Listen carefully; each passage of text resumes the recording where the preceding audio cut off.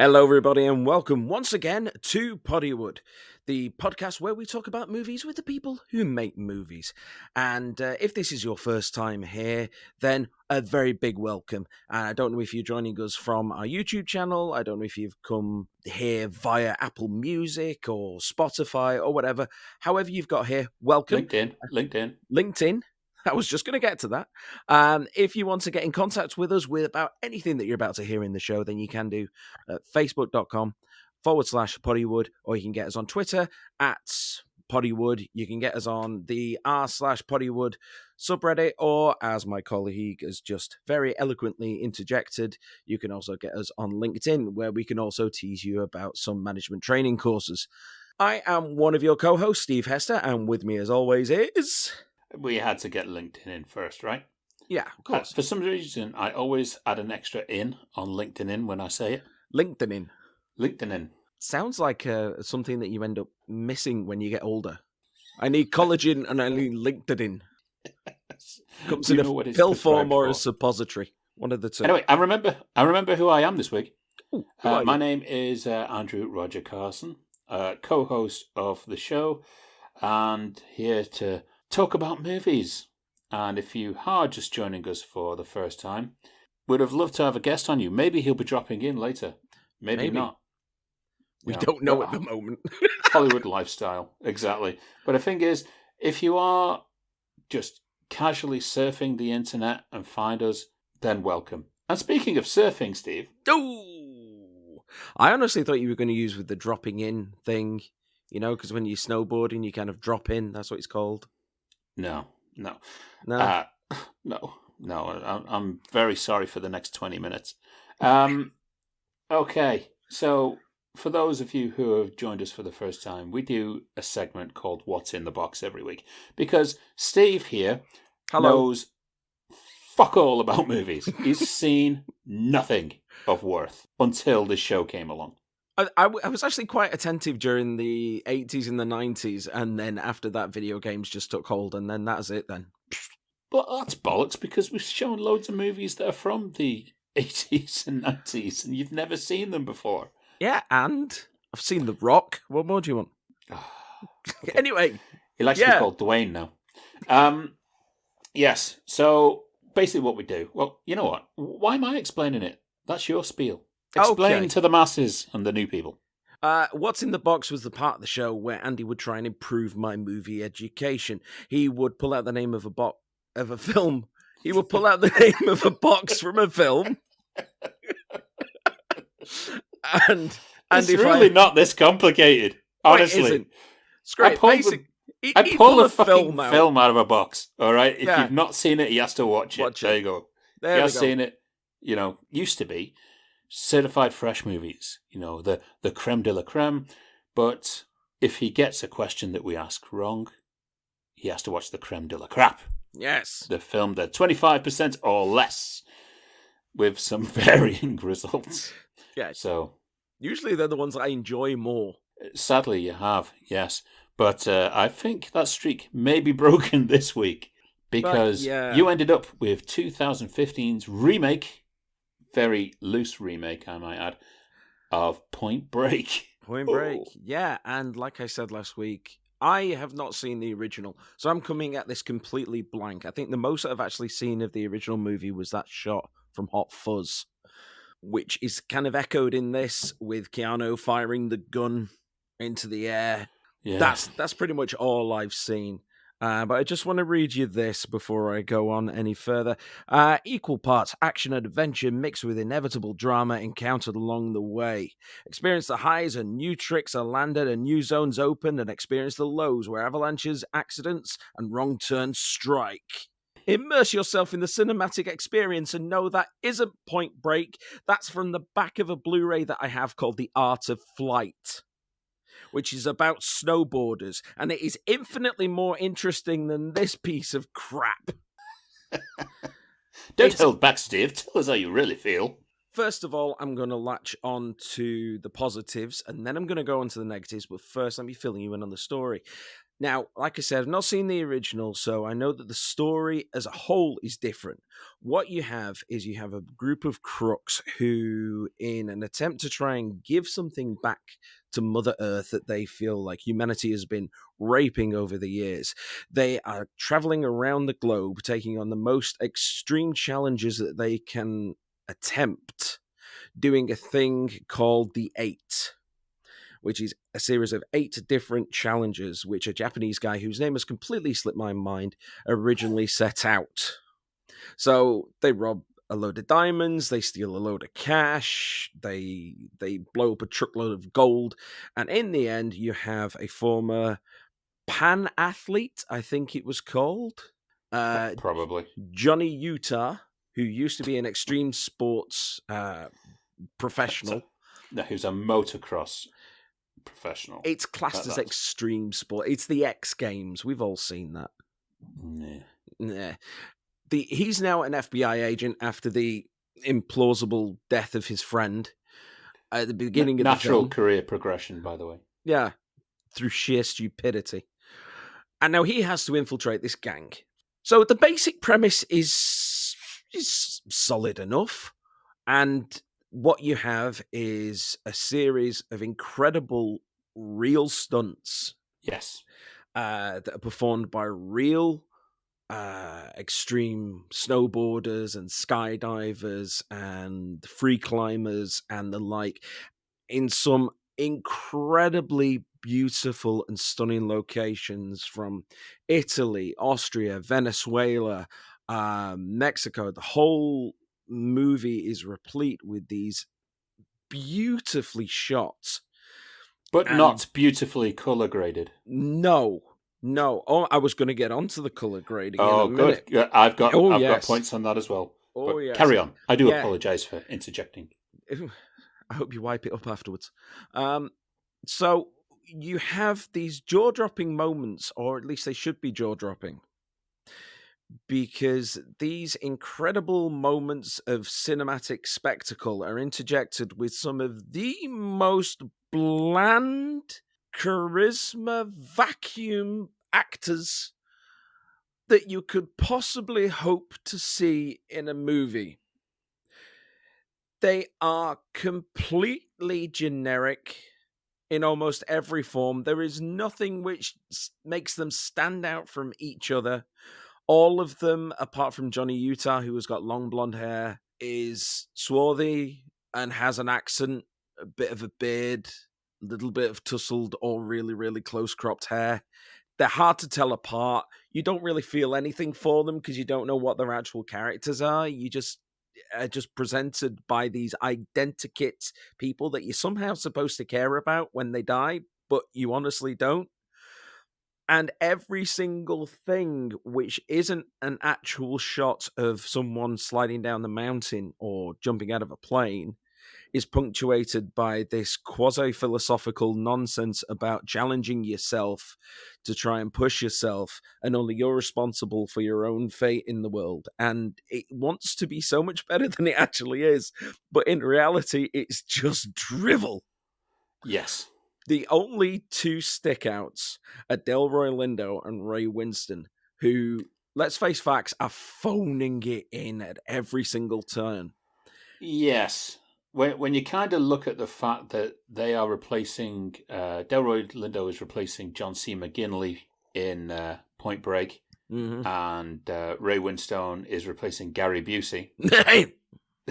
No, he was good back then as Pappas. Yeah. I had to watch this myself last night because I thought it's unfair for you to have to sit through this on your own, and it was a painful experience. I mean, I even text you about 25 minutes into the movie saying I am bored out my brain. It's not often that you do that during a What's in the Box movie, so I knew that we were in for a rough ride on this one, but there were some things that really ticked me off about it, and I'm very patient. Like the colour grading. The colour grading is the one. How can you make stunningly beautiful places look so shit? Everything has got this tint of green to it. It's like you're looking at the Matrix. It works for the Matrix. It does, because it's an artificial world, and you've got the green for the Matrix, you've got the blue for the real world, and everything matches up. Here, everything is just grey and blue and cold and sterile. You're in the middle of a tropical beach with the scantily clad people diving into the sea. Make it warm. Make me feel warm when I'm looking at this thing. But no, everything just looks so damn cold throughout the entire runtime. I would like to say the color grade is the only problem, but it isn't. It really isn't, no. And I've got to run through this list here of things that really annoyed me while I watched it for the second time, I might add. And obviously, for me, it's coming from a directing and writing standpoint, whereas with Steve, it comes from a writing and an acting standpoint, I guess. Yeah. In some cases. I mean, the movie was directed by Erickson Core, who you probably have not Sounds heard like of. A phone line. It does. The new Erickson Core 5G. And this movie was shot on it, so don't buy it. The thing is, I mean, he was a cinematographer for so many great movies. So, I mean, he was a cinematographer on Payback with Mel Gibson. Mm-hmm. He was a cinematographer on The Fast and the Furious, which is basically Point Break remade. Yeah, pretty much. So this guy has basically seen Point Break 3 times. But he was also the cinematographer and director of a movie called Invincible with Mark Wahlberg. It was a true story of a bar owner who decides to try out as a quarterback, and he actually makes it. And it's a true story. And it's a really good, well-shot movie. You know, and he was also the cinematographer on this movie as well, which I believe was his directorial debut. Yeah, because I noticed his name and both in the end credits doing both jobs, and I think he's probably better as a cinematographer than a director. Yeah, you're not Peter Hyams, dude. No, because sorry, the shots that he pulls out look fantastic, but that's the thing; they just look fantastic. The color grading, that's shocking, but that's like a post-process choice. The actual shots and the angles that he's getting for this footage looks great. There's things here I heard someone tell me earlier today when I was conversing with someone in one of the filmmaker groups that apparently Gerard Butler was extremely close to playing Bodhi in this movie. That'll explain why the guy that they replaced him with looks exactly like Gerard Butler. Yes. So I wonder if he actually shot footage with Gerard Butler, and then it's like, shit, we can't lose this stuff. He's got pay or play. Let's find someone who looks identical. I do like the fact that some of the FBI agents were made up of the actual the president's gang. What the fuck are they called? The ex-presidents? The ex-presidents. The ex-presidents from the original movie. See, even I knew that. Come on. Yeah, I know. Well, I'm just trying to block this movie out of my mind. I mean, I love the fact that there was only very small CGI touch-ups. All of this is practical. You know, this film is GoPro'd to the max. Yeah. And I think it would be amazing on like IMAX or in 3D. I think those scenes would be absolutely stunning. You know, and I think that was the general emphasis of the movie.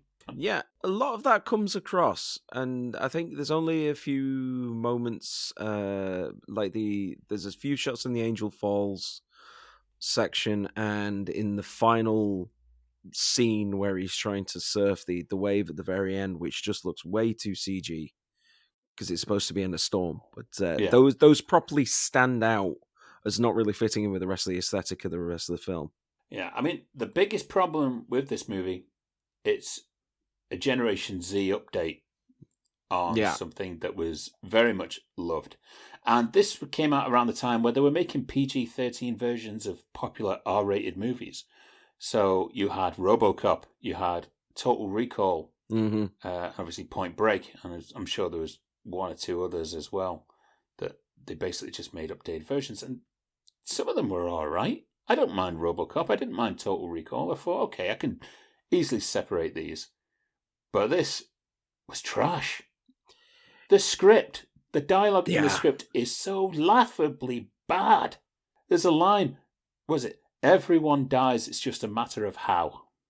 Yeah, which sounds like it's come out of a bloody fortune cookie. Yeah, I can imagine that this was made by a plate of fortune cookies.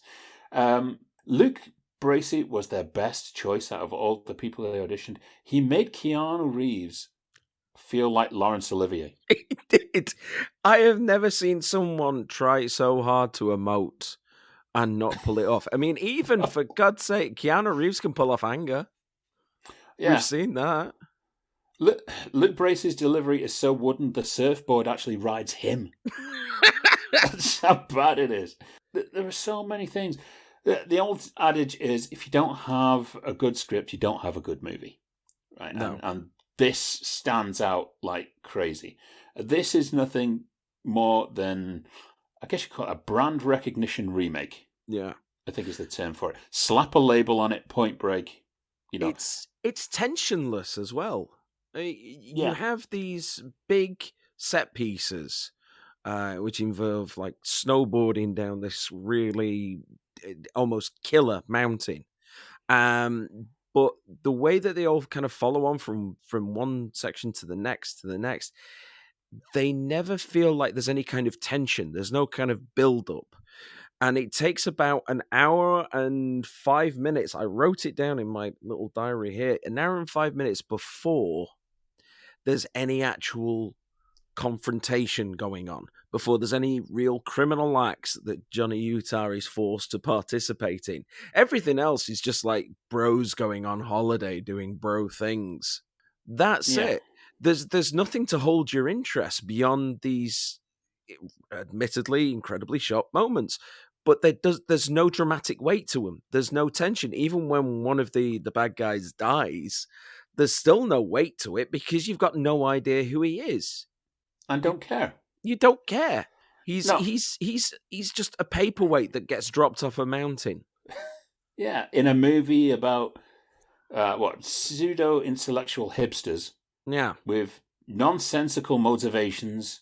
All they give is boring as shit long monologues that aren't even really meaningful. In between these sometimes breathtaking, stunt work and camera work. Yeah. But the story is terrible. It's got some of the worst forced fan service I think I've ever seen in any movie. So you've got the gun firing in the air that Hot Fuzz did 1,000 times better. and various other things. There is zero charisma between the leads. The original movie, which you haven't seen. No. Right? No, Patrick Swayze and Keanu Reeves, they had serious bromance going on between these. They took the time to really build it. There is no bromance in this movie. I think you also had established actors doing the original Point Break. You had Patrick Swayze. You had things. I think this was before that was after Roadhouse, I think, and it was definitely after doing things like Dirty Dancing. I think it was around about the same time as Ghost, because I think that was about 91. But he was Ghost was 1990. This came after that, so that was after it, right? Yeah. So Swayze had already established himself. People knew what to expect. Keanu Reeves was definitely starting to establish himself around about that time. He was starting to build up a fan base. He'd already done Dracula. He'd done Bill and Ted, so like all the youth stuff was out there. I think Parenthood had come out before this. I think that was the late 80s as well. Can't remember exactly, but he was starting to establish himself. So you had a recognizable talent. These are just faceless. There is nothing to them whatsoever. I mean, here's what I envision has happened here. I think it's a room full of young Hollywood executives. They're all sitting around the office chatting shit one day, and one of them just says, "Hey, did you ever see Point Break? What a cool movie. Do we own the rights to that? Hey, what if we did it, but with proper extreme sports today? Plot? Yeah. No, we don't need a plot. Just throw whatever in there. All people are really going to care about is this stuff, and we'll do it for IMAX or 3D. It'll be like Sunshine Superman or something like that." And that I can genuinely believe is the genesis of how this came about. No one wanted the Point Break sequel. No one was crying out for it because it was a very loved movie. It's one of those movies that Patrick Swayze fans really plaster on their wall. No one here actually considered writing a cohesive plot. No. None of it makes sense. The motivations of the characters are way too far-fetched. They're over-egged. The pudding in their pseudo-philosophical gubbins, and there's moments which just make no sense whatsoever. Like there's a section where they're on two rock croppings, Bodhi and Johnny Utah, because they're trying to steal all this gold, and they end up crushing it under a landslide. And the two have got bicycle helmets on, and they've got motocross bikes with the engines revving. There's a landslide coming behind them, and they're all talking like this to each other, and they can hear them.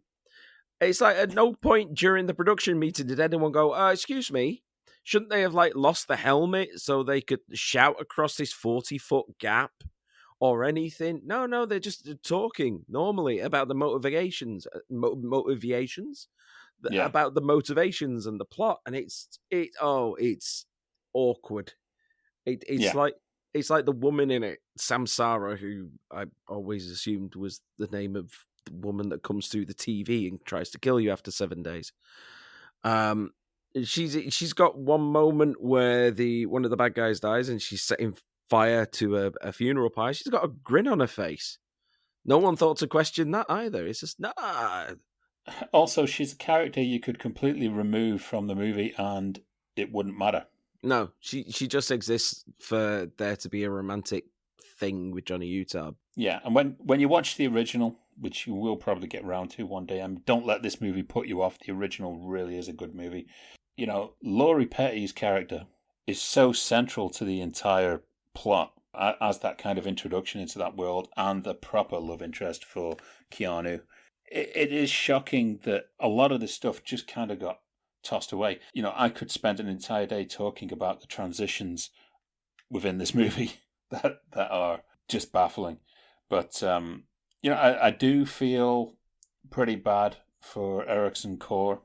He had a shining resume of really good stuff. And, it's like, was it Roger Christian with Battlefield Earth? Ooh, topical. He went on to direct that, and before that he was doing stuff like Star Wars and stuff, and I don't think he's ever directed anything again. Wait, when did he direct Star Wars? He didn't. He was the DP, I believe. Oh, right. Okay. Fair enough. Yeah, or he worked in visual effects, or something along that line. But he was, he was praised, and he was a name because of that. And unfortunately, then he became the name for Battlefield Earth. And I feel pretty bad for Ericson Core because he is an incredibly talented cinematographer.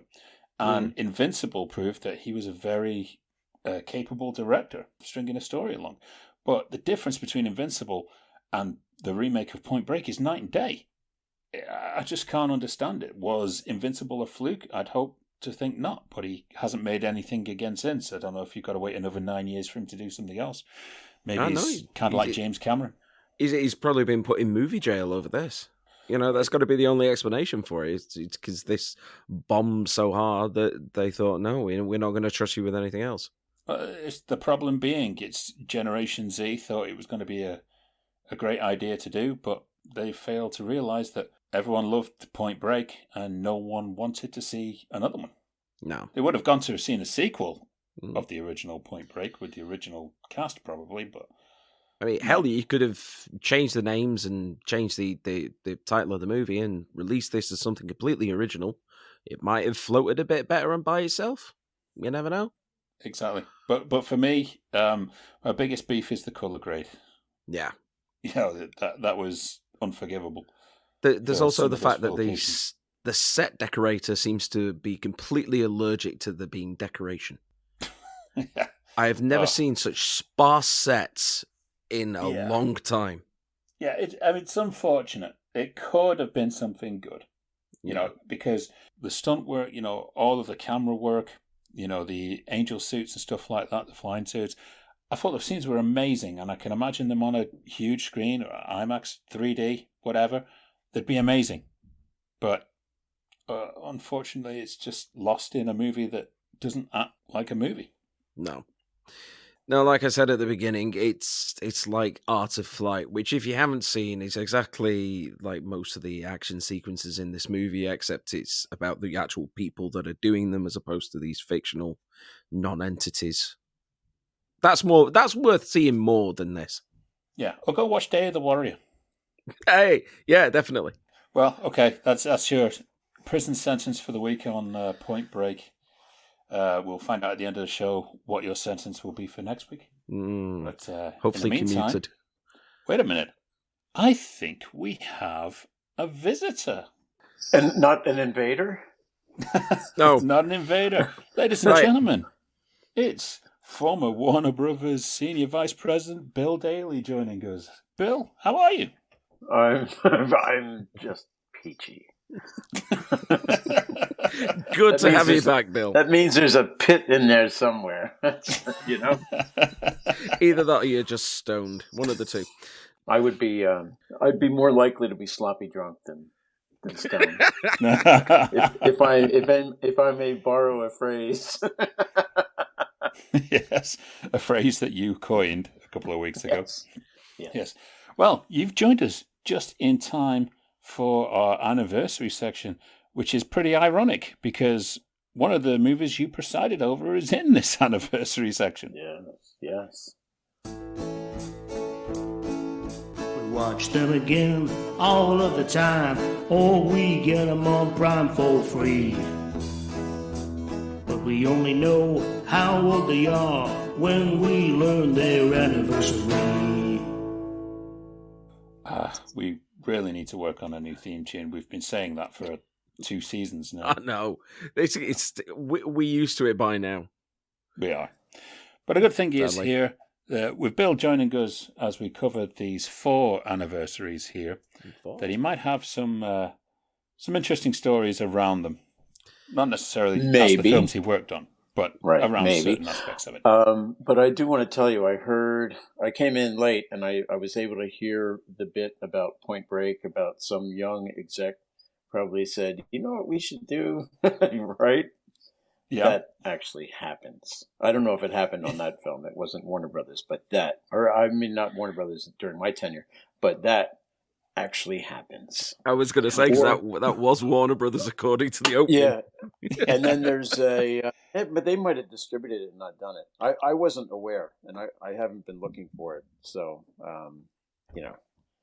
but that actually happens. And then there were instances many times where we would be contacted. My boss and I would be contacted by a producer or a director asking, do you have anything in your vault that could use a redo?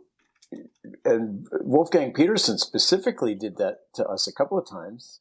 And I believe, although I'm not 100% sure, but I do believe that Troy is a remake of Helen of Troy, which was a Warner Brothers film from the 60s or the 50s. Oh, it is me. I was thinking that was a direct reaction to Gladiator, which was a couple of years before.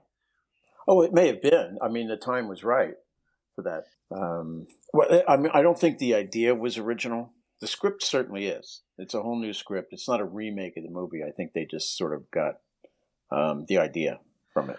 I'm now starting to wonder if there's an original version of Air Force One starring Robert Redford that nobody has ever seen. Like a remade as Big Game with Samuel L. Jackson. Ah, right. But yes, okay. Well, jumping into the anniversaries, we got 4 again this week, as we do every week. Yep. And this is where we basically cover the films gone by and celebrate their anniversaries. So can you believe, Steve? Yes. We're going to go back to 1998 this week. Okay. A movie by the name that I know you have seen this because I introduced you to it. A movie by the name of Half Baked was released. Yes. You did introduce me to this, didn't you? Yes. I never saw it. Nobody introduced it to me. Next time, Bill. Next time. Yep. This was, I believe, Dave Chappelle's first lead role in a comedy. It was directed by Tamra Davis. If you know Tamra Davis, she was the director of the Britney Spears movie Crossroads, which I guess we've all tried to forget about. The Adam Sandler hit Billy Madison. I guess another I've seen film. that one as well, yeah. You have seen that one as well? I have seen that one, yeah. It is amazing what movies you have seen, Steve. Sorry, I was thinking of Happy Gilmore. Happy Gilmore's the better version. They're all interchangeable anyway. Pretty much. Also another movie called Gun Crazy. Got a funny story from doing a bit of research on it, reading an article by Jim Brower, who played one of the stoner friends.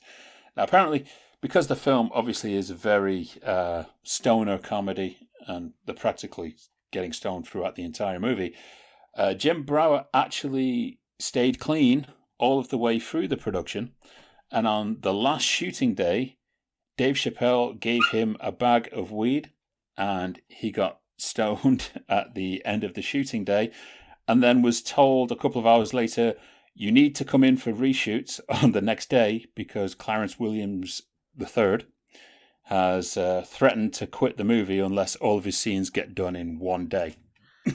Okay. So he was actually stoned out of his mind during that scene, but he was playing a stoner anyway. Wait, which one was he?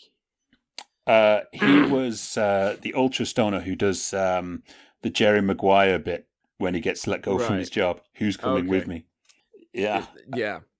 This has quite the record, actually, because there was only 7 months between the script being bought and the movie release. Wow, that's a tight turnaround. Very tight turnaround. That was Universal, and when you see the movie, it's obviously not a big grand spectacle movie. It's it's a very tight, similar locations, and it was a hit. And funnily enough, during an interview this morning, I was watching. Apparently, Harrison Ford was approached by Dave Chappelle to appear in the movie as a cameo, to which Harrison Ford rightly said no. It wasn't for the Steve Wright role, was it? That would have been brilliant if he was the stoned guy on the couch. That would be brilliant. Who doesn't say anything. All he does is just turn and nod his head. Uh-huh. But I would have loved to have seen friends? Harrison Ford do that.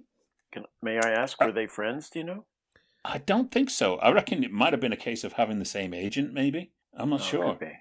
Because it just seems, unless you're really good friends or there's something in common, it's unusual for somebody to ask for a cameo. Yeah. Funny if I don't kind of see Harrison Ford hanging out with the stoner crowd in the 1990s.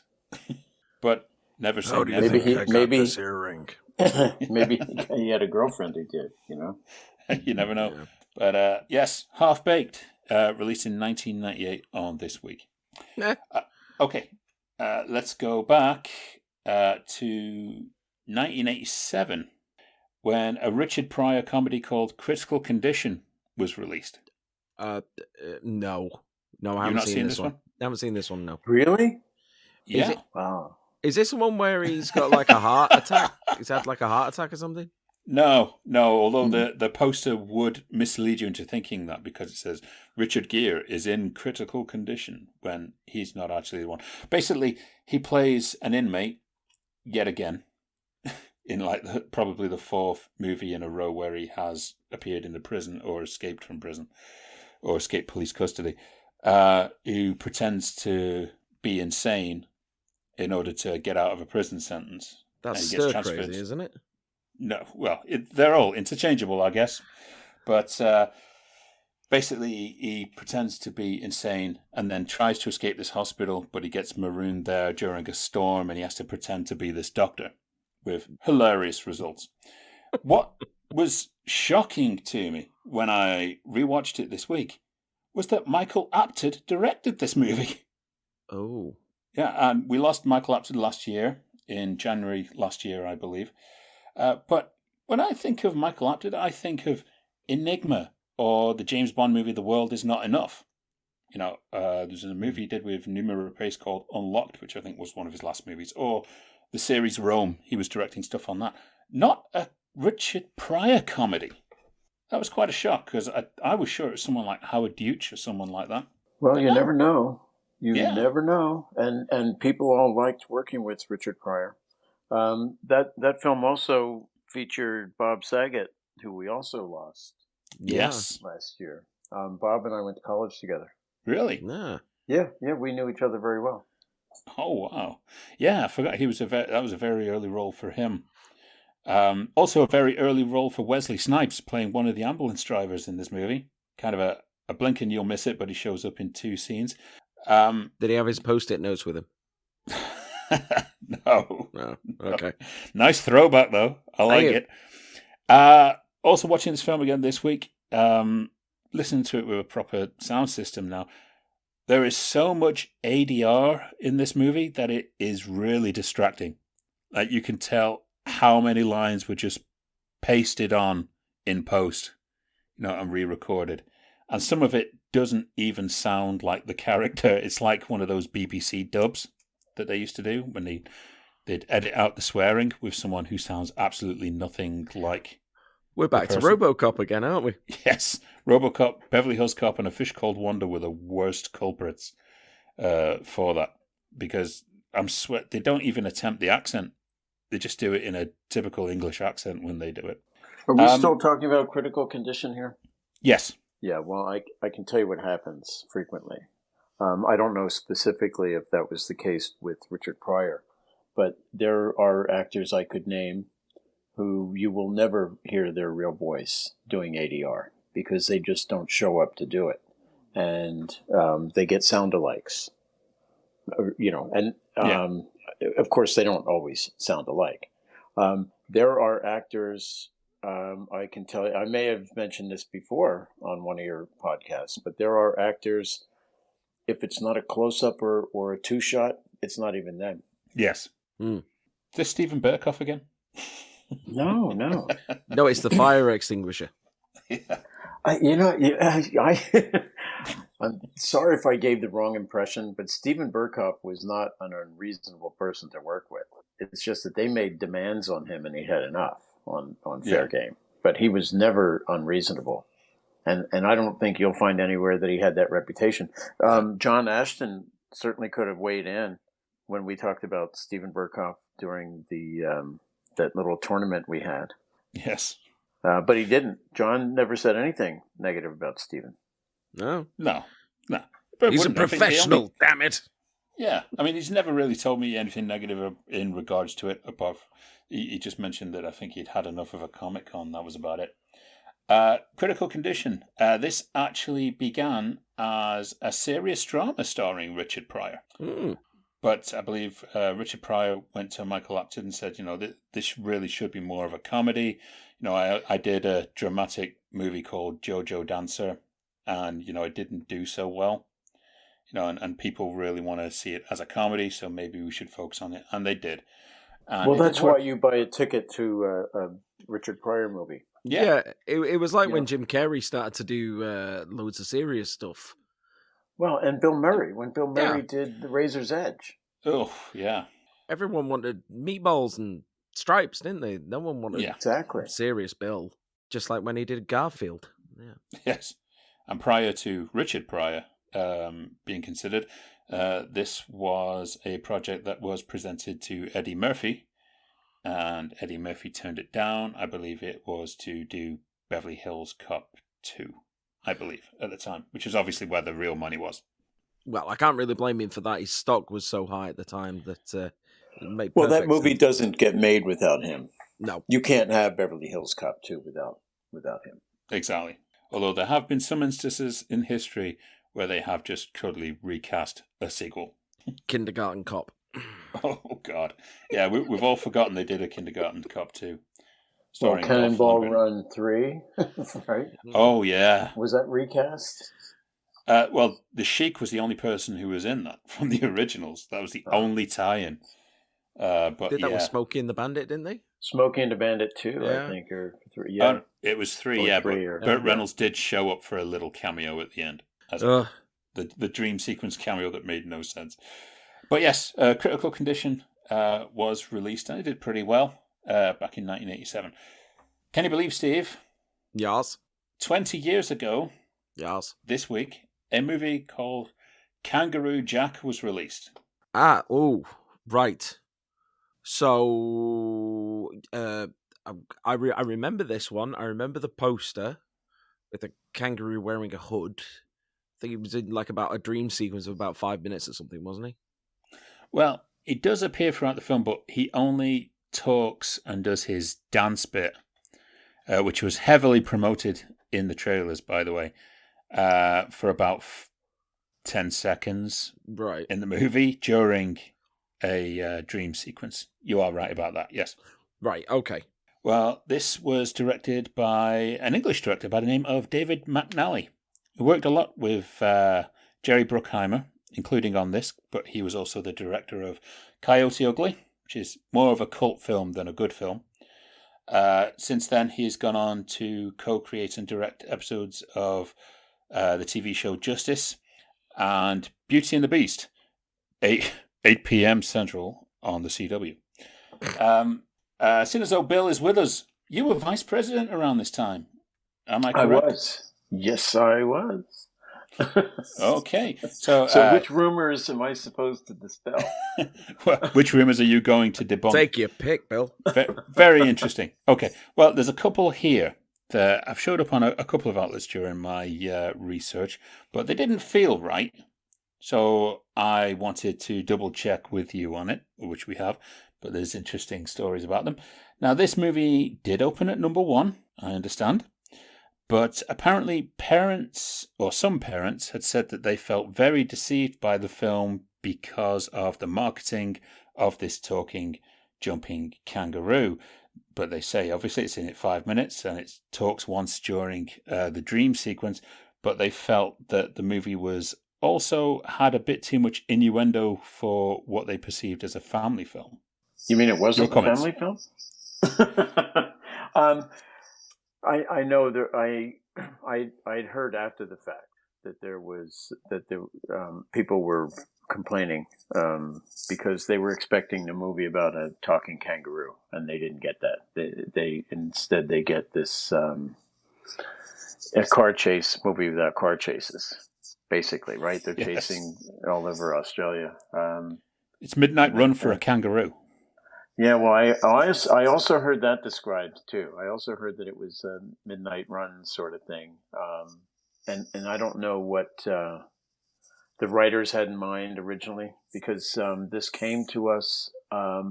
This was a Castle Rock film, and they largely operated independently.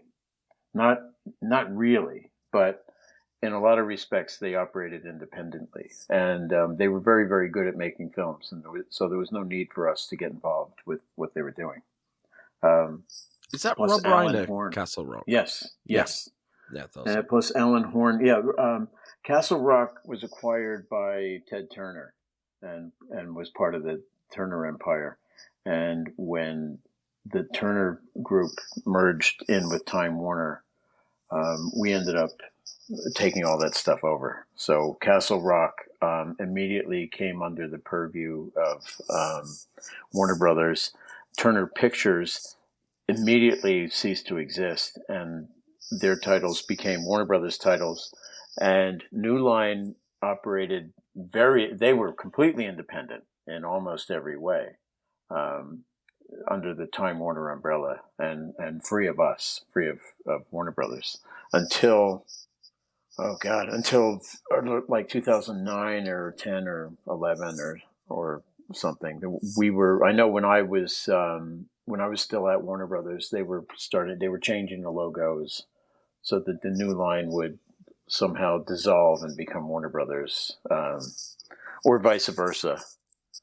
So, but the Castle Rock, the people, Martin Schaefer, and there were a couple other executives that were running Castle Rock, and they did a really, really good job. There wasn't really any reason for us to get involved with them and tell them, what to do with their stuff, except that Alan Horn was the head of Warner Brothers by then, and so I guess he knew the secret handshake and knew the Castle Rock speak. So, whatever he was doing, I guess he continued to do. So who would be responsible for the trailers for this then? Would that be Castle Rock or would that be Warner Brothers? I'm guessing would have been Warner Brothers. I'm guessing it would have been, yeah. So ultimately under Don Taubin, who was head of publicity, but we had a whole trailer department, and they had a name for them called the Idea Place. Okay, honest to God, they called themselves the Idea Place. Okay, it wasn't a separate company or anything. They just called themselves the Idea Place. So, okay, you know, they could have easily been the Mopey and Dopey crew. I mean, I don't know, but. And I'm not casting any aspersions on them one way or the other. It's they could have made up any name, but I guess they wanted to be known as the people who always had an idea for marketing something. I think the neurons might have been misfiring when this one floated their way, though. Well, I you know what? I don't remember ever seeing the trailers for this movie, so I don't know what they were selling. I do know, like I had very little to do with it. I was seeing the dailies as they came in. But again, and the people who were doing post production for them, there were two women who were very, very capable. Trisha Miles and Chrissy Dimming were the two women, and they were very, very capable. I loved hiring them. Once Castle Rock eventually sort of dissolved, and we weren't really doing Castle Rock pictures anymore. I hired those two women all the time to do Warner Brothers pictures because they were just great. They knew how to do the job, and they were very, very good at it. And they didn't need a whole lot of oversight. And I wasn't being called every day with millions of questions about, how are we going to do this? What are the politics involved in this and everything? They knew. So they're great to work with. Well, this is very interesting because this is Jerry Bruckheimer working with Castle Rock and Warner Brothers, and that just feels so bizarre because we always kind of associate Jerry Bruckheimer as a Touchstone Disney guy. Yeah, and Jerry was. I liked Jerry. Jerry's a really nice guy, and he's really kind of chill in so many ways. But I do have a funny story to tell you. Of course, we did the screening for this. I don't remember if I saw the director's cut or not. I think I did, but this is how long ago? 20 years ago? 2000? Yeah, 20 years. Yeah, it was 20 years ago. But I do know that I went to the public preview that we did. We did it at an outside theater somewhere in LA, and they did it on a weekend. So I was able to take my son because they wanted to get cards and everything back from parents and kids, and they wanted to see what the kids' responses were. So I took my son, who was 5 or 4. He was 4 or 5. He turned 5 that year. So I took my son to it, and the film started, and he's sitting there, and the way the seats were arranged, Jerry was like right in front of Ian. Ian was to my left. Jerry Bruckheimer was seated right in front of Ian. The seats were sort of ones that rocked back. They had like springs on them, so they would slightly recline, not like they do today, but they would sort of rock back. It wouldn't be a problem if you're sitting behind someone because your seat would rock back as well.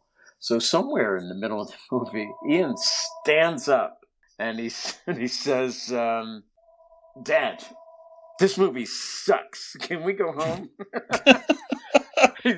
And when he stood up, what was really funny was when he stood up, he hit Jerry Bruckheimer's chair. Okay, so it alerted Jerry, and I'm like, I had visions of being cashiered on the spot. Okay, so I said to Ian, I tried to, and I said it loud enough. I mean, I said it softly because Ian's talking to me in a regular living room voice, like we would be talking right now. Okay, So I'm trying to be a little more quiet, but I wanted to be loud enough for Jerry to hear. Okay, and I said, "No, Ian, we can't go. We have to see this movie. This movie's going to get much better." Okay, so I persuaded him to stay in his seat, and then I'm whispering to him to shut up. I don't want to get fired.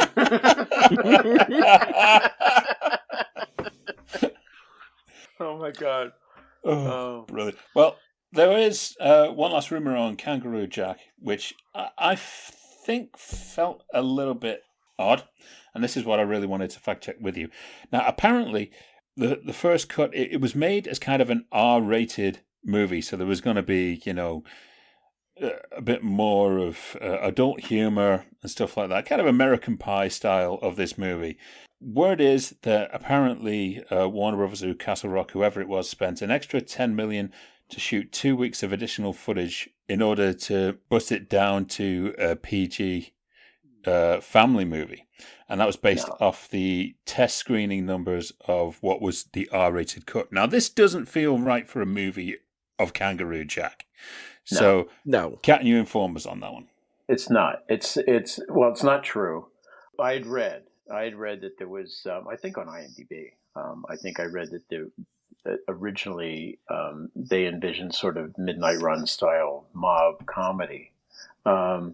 But I don't remember anything in the dailies that suggested that this was going to be like R-rated. I don't think the movie was made for 5-year-olds like my son, but I think it was made for 13-year-olds. And an R rating, it's 17 and higher. So I don't think they were making. I don't believe there was ever an intention to make an R-rated movie. And believe me, a movie like this, they would never spend $10 million on additional photography. Never. No. They would evaluate the way that we did it before this movie was made. The Bob Daly, Terry Semel era ended in 1999, going into 2000. The way they did it was they would evaluate the test scores, and there was always going to be. If a movie scored as badly as this did, I can't tell you what the scores were because I don't remember, but I know it wasn't good. So if it was scoring as badly as this was, the question would be, what do we do to repair this? Okay. And what will it cost to repair it? And usually it was in the neighborhood of $1 or $2 million. And that's usually what that would be. And seems what would feasible for a film like this. Yeah. Yeah. So any movie. Unless you had to go revamp visual effects, I could see spending $10 million on Harry Potter if there was a problem. In fact, the very last Harry Potter, we put $10 million in to make it 3D. But back to Kangaroo Jack, it would be like $1 or $2 million, given that they had to shoot it in Australia. Where would you score this movie right now? That would be the question. If you were to give this a letter grade, what would it be? A, B, C, D, F. With F being the lowest.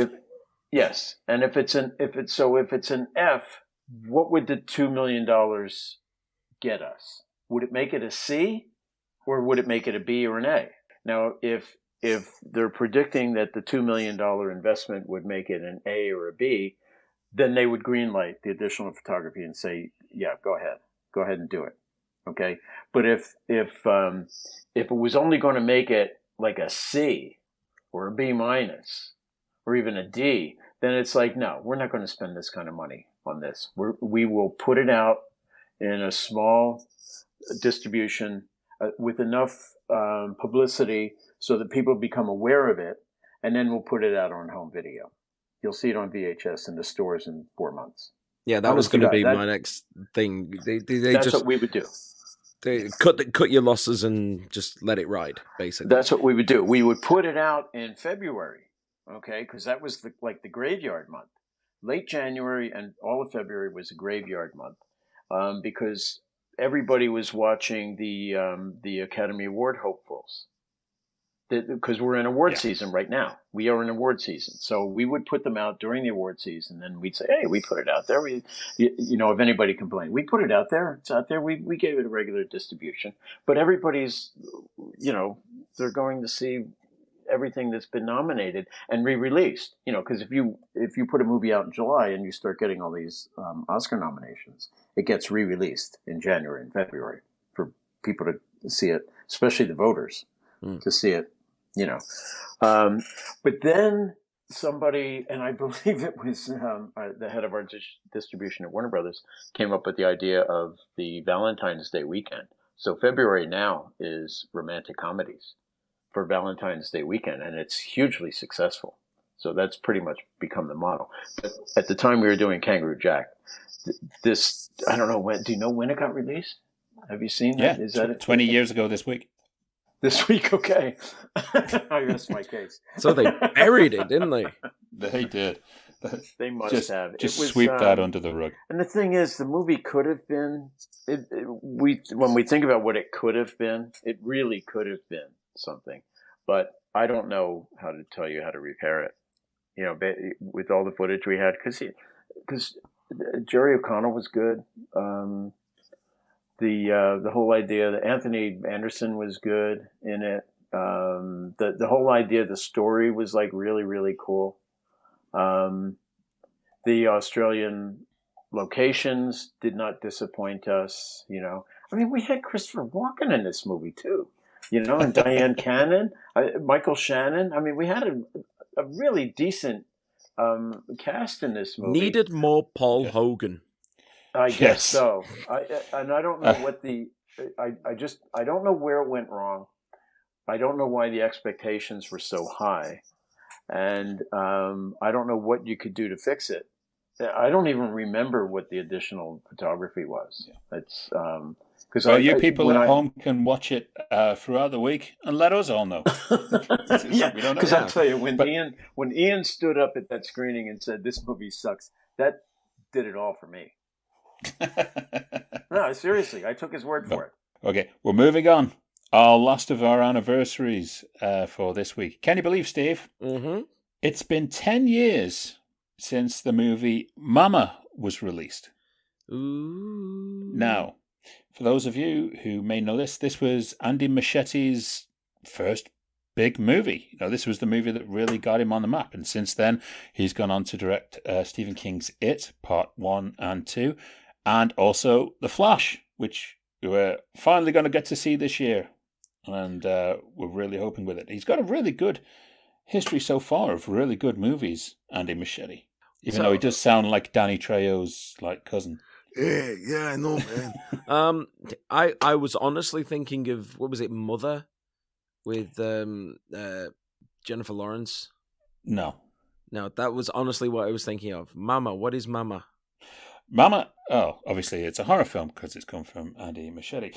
And this starred Jessica Chastain. Jessica Chastain, again, 2 weeks on the row after Zero Dark 30. I've got no idea who she is. Jesus Christ, you can tell you do not watch any movies. You can't be serious. I am serious. Don't call me Shirley. He is serious. He really is serious. My goodness. You didn't see Zero Dark 30? No. You didn't see that either. Which is funny because... put that in the box. Put that in the box because you'll enjoy it. It is. It is definitely in the box. We spoke about it last week because that was its 10-year anniversary last week, which means 2 weeks on the run, Jessica Chastain was in a movie that opened at number 1. So her movie Mama actually knocked Zero Dark 30 off the number 1 spot. Oh, did it? Oh. Yeah, that is a 2-punch for Jessica Chastain. And this is the movie, obviously, I don't want to give too much away because this movie is certified fresh and it is in the box, so we will come to it. But it is one of your special types there, Steve, the Slender Monster type thing, the Slender Man Monster type thing, which is obviously based on a Mama. But I'm not going to give too much away of that. But I thought it was very interesting that, one, Jessica Chastain actually knocked herself off number 1, which was pretty incredible. Yeah, Zero Dark 30 is a great movie too. That vaguely rings a bell now that you've said kind of tall, slender thing. I think I've got a very vague memory of seeing the trailer. I don't know. Mama was the movie that landed Andy Muschietti the task, what people thought was the seemingly impossible task of transferring it to the big screen. And he did an amazing job with it because it is terrifying. And that's the anniversaries for this week. Okay, that's the anniversary's done. A big thank you to our guest contributor, Mr. Bill Daly. But we are not done yet. There's one little thing that we still have to wrap up. What's in the box? What's in the box? What's in the box? What's in the box? Yes, our favourite part of the show, which is where we find out if Steve is going to be tortured or whether he is actually going to enjoy his movie for the week. Explain the rules of what's in the box, Steve. Yes, I don't need to. We did it at the start of the show. I know, but one of us wasn't here at the start of the show. Okay, Andy. And there's new rules, by the way. Yes. Andy's going to ask me a question. If I get the question right, then he's going to be picking from a certified fresh box. If I get the question wrong, then he's going to be picking from the certified rotten box. And basically, he's going to keep pulling out names of films until he finds one that I haven't seen, and then I have to go away and watch it before we record the next show. There we go. I'm done. Yeah, it's never gone over 3. No. Okay. So, now what we have... You still with us, Bill? Yes, I am. Oh, yes. Like you were going to leave during this. You're just dying to see him get something terrible. Okay, I have the question for you. This is going to be actually interesting, Steve. Okay. Your question for this week. What is Tom Cruise's real name? Is it Autumn Shank? No. Is that your genuine answer? No, that's a Simpsons reference. Wait, Tom Cruise? No, I don't know. Don't know? Take a guess. Tom Hanks. No. Okay, wrong. It is Thomas Cruise Mapotha IV. Oh, for God's sake. Jesus, he's got a few letters he could give away to people with only one name. Jesus. Yeah. Mapotha. Yes, which means, Steve, it's back to the rotten box again this week. Okay. So, are we ready? Go on. Oh dear. Okay. Steve. I don't like it when you're happy. I'm always happy because I'm getting to educate you on these movies. Well, pretty much any movie that you've not seen, which is everything. You don't even know Jessica Chastain is, for God's sake. You have a film from 2012. Okay. It stars Bruce Willis. Okay. It stars Henry Cavill. Okay. And Sigourney Weaver. It's called The Cold Light of Day. No. I know you haven't seen it. No. Because you probably dropped out of the Bruce Willis thing after this last Die Hard movie. Oh, God. Stop reminding me that exists. I know. But it's got Henry Cavill. So you might be a bit happy. But this film has a rotten score of 4%. It is officially the lowest rated movie we have ever had on the show. Oh, I think Legend of Hercules was like about 7. I know. Ooh. So you're going to enjoy that one next week. And we invite everyone out there to watch it with us for Steve's review next week. Why don't you give him a good movie to do instead of that? Because he got the question wrong. Oh, God, Steve. And did you know that he has a cousin named William? I believe the pronunciation is Maypother. He has a cousin, William, who's an actor. And actually using his real name. Oh, right. No, I didn't. I to be honest, when I heard Tom Cruise, for some reason in my brain, it said Tom Hanks. That's why I was kind of thrown and was like, wait, no, I'm sure Tom Hanks is his real name. No, he actually married Penelope Cruz, and it's Tom Cruise. Okay. That's the weirdest thing, where he actually was dating Penelope Cruz, and it's like Cruz and Cruz. I know. It was weird. Who changes whose name? I guess that is our show for this week. Bill, thank you very much for dropping by. It's always a pleasure having you. It's always a pleasure to crash when I can. Yes. Do it next time. We might be recording. Steve. Yes. I can make you feel absolutely terrible, more than having to watch The Cold Light of Day. Oh, God. You're going to do anyway, so you might as well go on. Go on. No, I'm going to wish your mother a happy birthday because you forgot to do it. I was going to do it at the end of the show.